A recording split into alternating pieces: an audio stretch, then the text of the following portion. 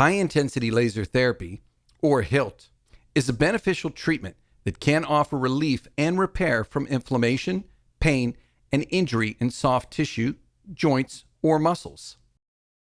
In a complex body part like the shoulder, there are many layers of tissue that can cause pain if they are damaged. Potential causes of shoulder pain are inflamed subacromial bursa, rotator cuff tear tendinitis, adhesive capsulitis, biceps tendinitis. A high-intensity laser has the ability to reach deeper than other lasers to treat the levels of skin, muscle, cartilage, and joints that could contribute to pain.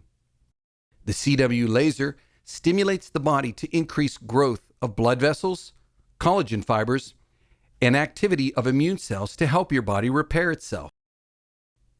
Inside of each cell, mitochondria act as the powerhouse to provide your cell with energy. When the laser stimulates the mitochondria, they increase the production of energy so that your cells can heal your body in a fraction of the time, with fewer drugs or injections, and prolonging or preventing surgery.